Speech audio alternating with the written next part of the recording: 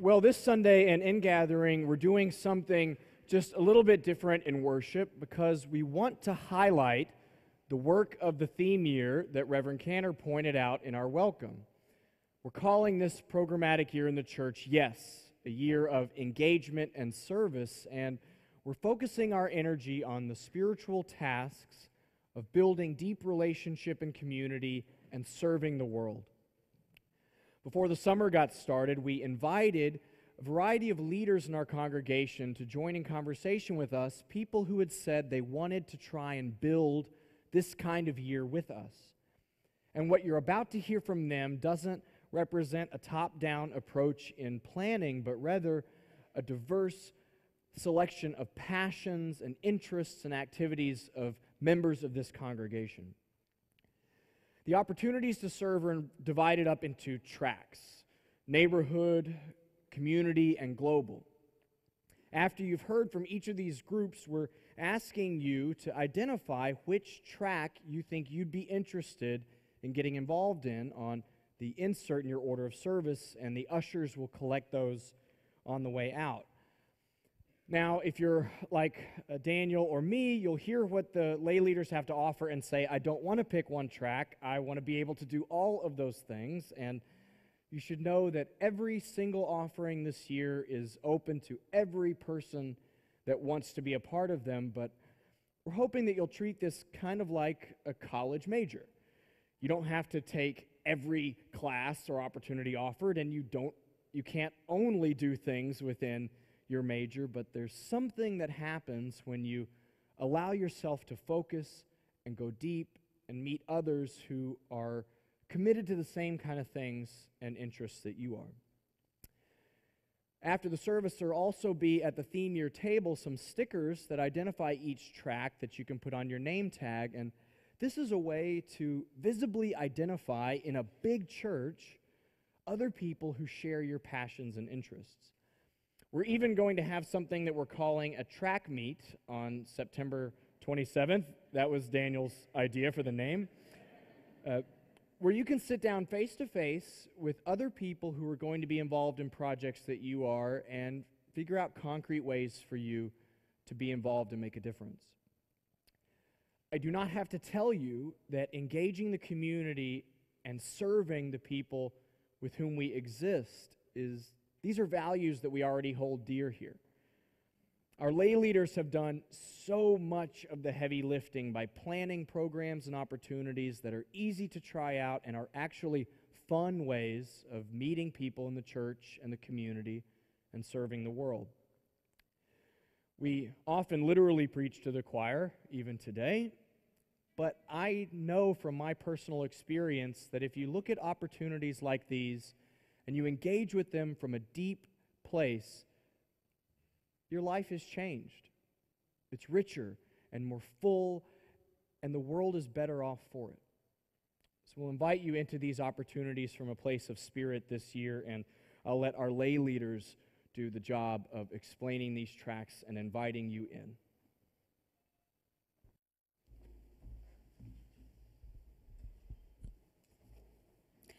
My name is Mellisa Rosales, and I am with the Neighborhood Track. So you might be wondering, what do we mean by neighborhood? What does it mean to be a good neighbor in the context of a decentralized church? Our congregants are diverse, and our communities are not so easily defined.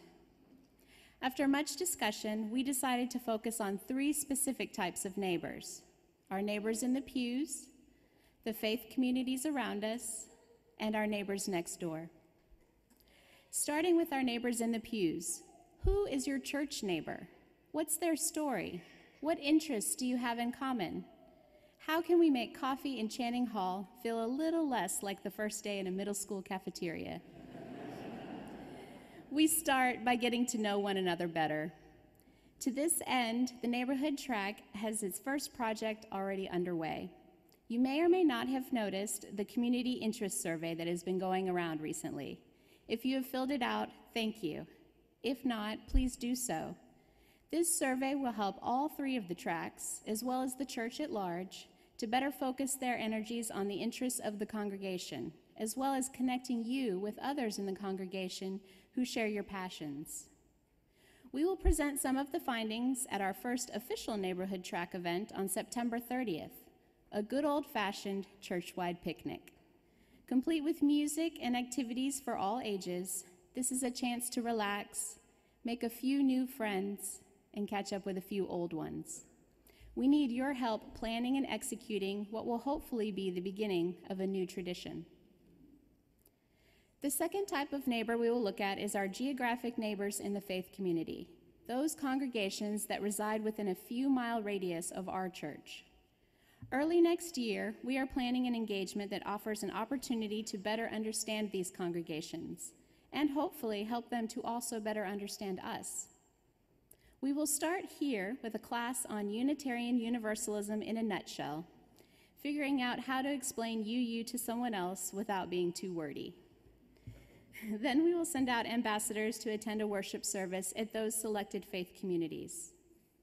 Finally, we will invite members of those congregations to co-plan a social event with us, where we can not only get to know each other a little, but also discuss plans for an interfaith service project in the hopes of fostering deeper relationships. The third and final neighbor we've decided to explore is our neighbor in the most traditional sense. Who lives next door? We want track members who live near each other to create a social activity tailored to their shared neighborhood. This can be a dinner at a congregant's home, a picnic at a neighborhood park, or a neighborhood-specific service project. We are also going to give you some tools to be a good neighbor to those around you by hosting a Good Neighbor Fair. This will include everything from CPR and community emergency response training to how do I strike up a conversation with my neighbor, and what do I do about that loose dog? It all sounds great, right? A lot of fun. But why does this matter? Why should you take time out of your busy lives to join the neighborhood track? I can't answer that question for you, but I can tell you my answer and why I chose to join. When I first heard about Yes with its 3 tracks, I immediately thought of Reverend Cantor's sermon this past July, when he talked about the experience between a UU protester and an immigrant, both locked up in an Arizona jail.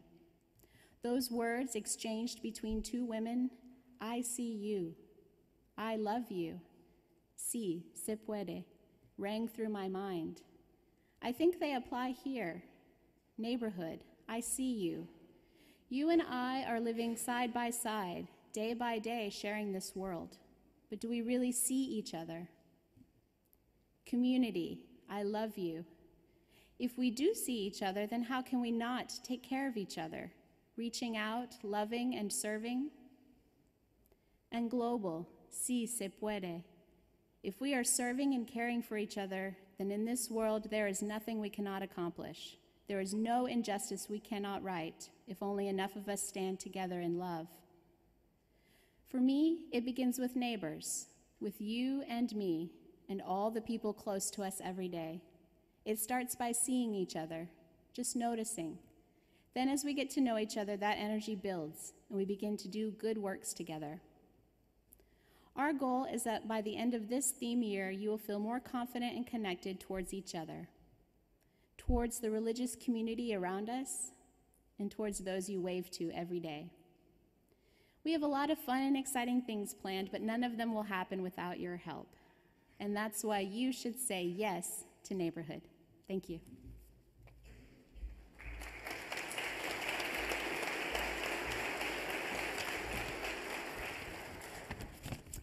My name is Christiane Baud. I'm speaking today on behalf of the community track. So despite what you might be thinking right now as you hear the sound of my voice, this is not the international track. This is not the global track. This is community. So for the sake of this year of engagement, we have defined community as this vast area of North Texas where Dallas and Fort Worth sit together, often referred to as the Metroplex. This is, of course, a region of amazing economic, educational, and growth opportunity, a land of plenty, really. And most of us in this sanctuary live here in the Metroplex, and most of us have been able to take advantage of these opportunities as we provide for ourselves, for our families, for our children's education.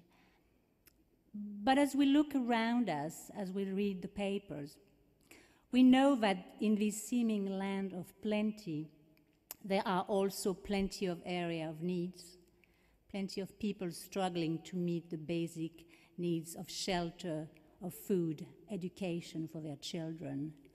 And these are the themes we are wanting to invite you to deal with this year of exploration. We're inviting you to learn, to engage, and to serve in the community. Learn, bring your mind, and attend our forum and presentation from local experts. Engage, bring your bodies, and volunteer at some of our community projects. Serve and bring your heart. Now, many of you in this auditorium already have a heart project that they are committed to, but we are hoping that the others will also find a project to be passionate about and take forward into the next few years.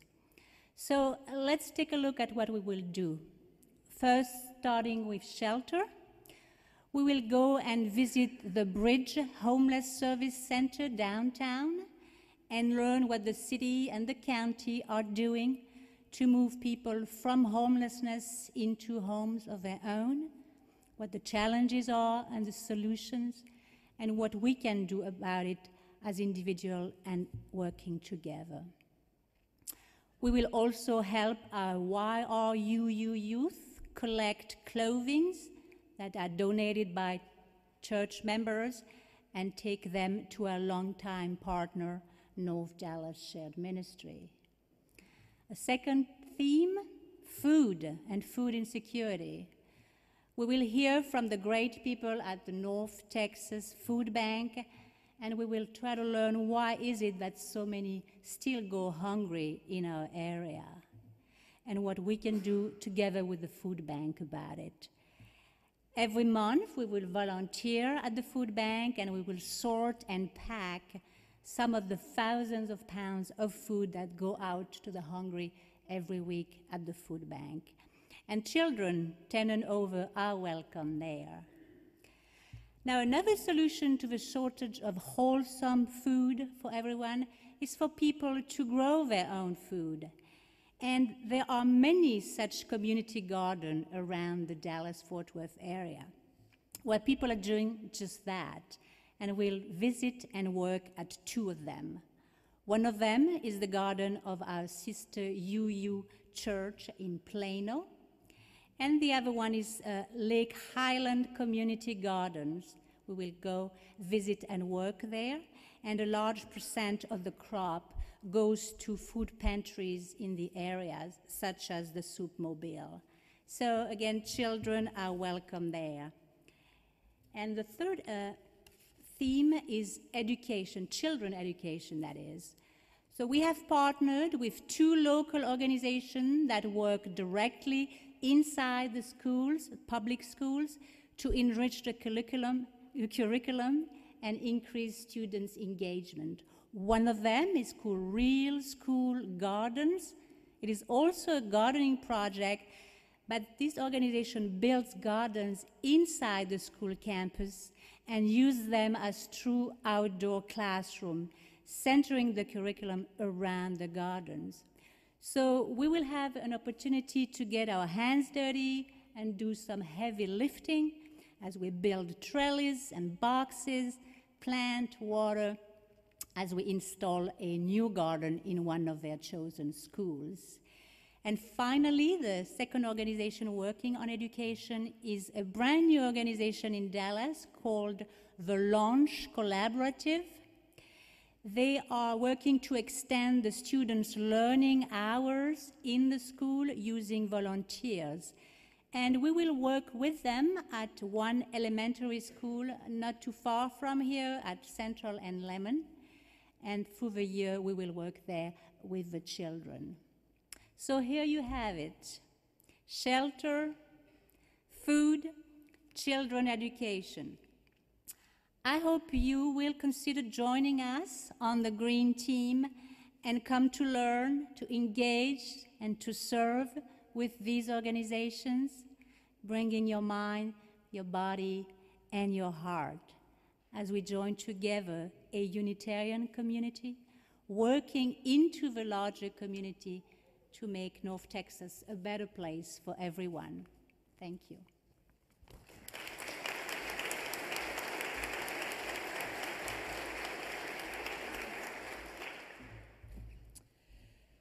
Hey, of course, I'm the Texas girl talking about the global team, right?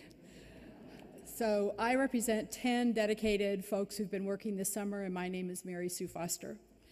In our work, we found that the UU principles really speak to what the global track is all about.